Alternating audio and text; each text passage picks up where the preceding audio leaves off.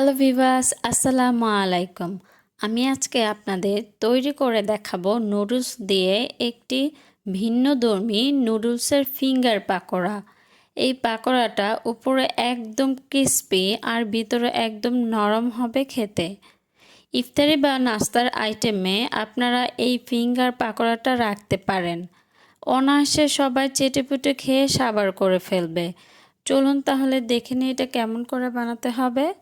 আমি প্রথমে একটা মিস্টার নুডলসের প্যাকেট একটা খুন্তি দিয়ে গুঁড়া করে নিচ্ছি। আপনারা চাইলে অন্য যে কোনো ব্র্যান্ডেরই নুডলস ইউজ করতে পারেন। এখন আমি নুডলসগুলো প্যাকেট থেকে খুলে একটা প্লেটে নিয়ে নিচ্ছি আর মশলাটা একপাশে রেখে দিচ্ছি। এখন আমি 5টা সেদ্ধ আলুকে চটকিয়ে নেব। খুব ভালো করে চটকিয়ে নিতে হবে। তারপর এতে দিয়ে দেব কাঁচামরিচ কুচি,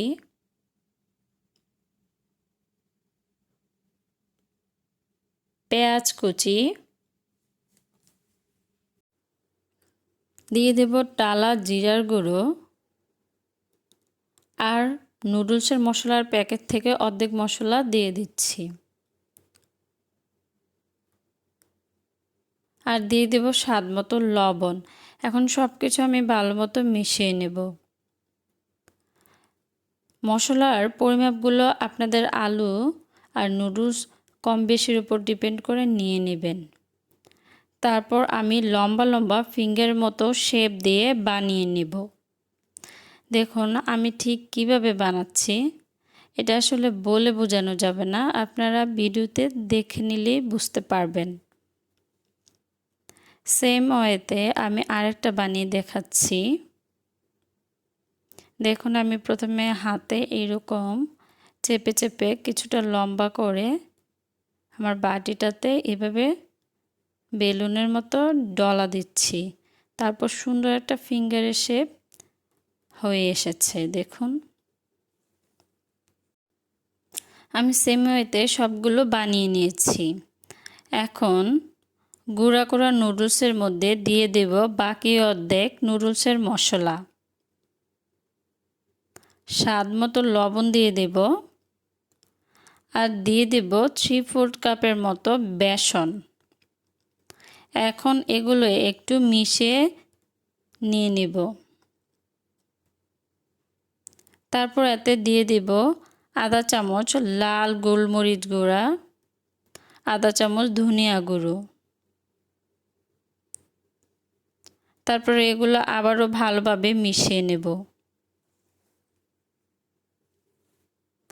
এখন একটা বাটিতে অল্প বেসন দিয়ে এতে পানি দিয়ে দিব। একটা ঘন দুধের মতো একটা ব্যাটার বানাবো। আর এতে দিয়ে দেব হলুদ গুঁড়ো আর সামান্য জিরা গুঁড়ো। এখন সব কিছু মিশিয়ে নেব। দেখুন আমি ঠিক কেমন পাতলা রেখেছি ব্যাটারটা। এখন এই ব্যাটারের মধ্যে আলুর বানানো ফিঙ্গারগুলো ডুবিয়ে তারপর নুডলসের মধ্যে রোল করব গড়িয়ে গড়িয়ে।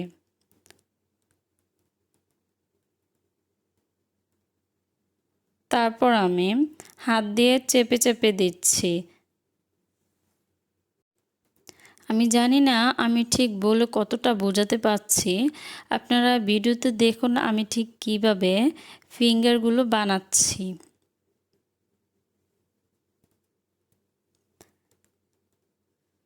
আমি আবারও আরেকটি দেখাচ্ছি।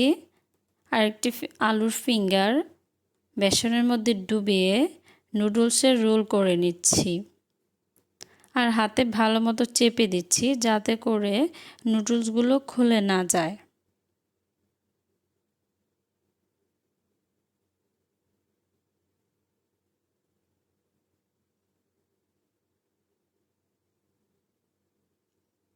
এভাবে করে আমি সবগুলো ফিঙ্গার পাকোড়া বানিয়ে নিচ্ছি। দেখুন দেখতে কতটা সুন্দর লাগছে ভাজার আগেই। এখন এগুলোকে আমি ভেজে নেব।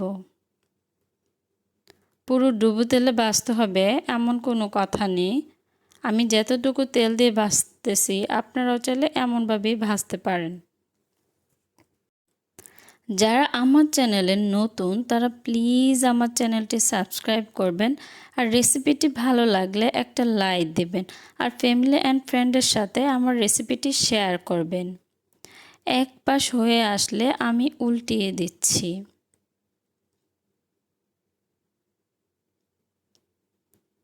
আমি নতুন আরও কি রেসিপি দিচ্ছি তার সাথে সাথে পাওয়ার জন্য বেল বাটনে ক্লিক করে রাখুন। দেখুন আমি ঠিক এমন ব্রাউন কালার করে সবগুলো পাকোড়া ভেজে নিচ্ছি।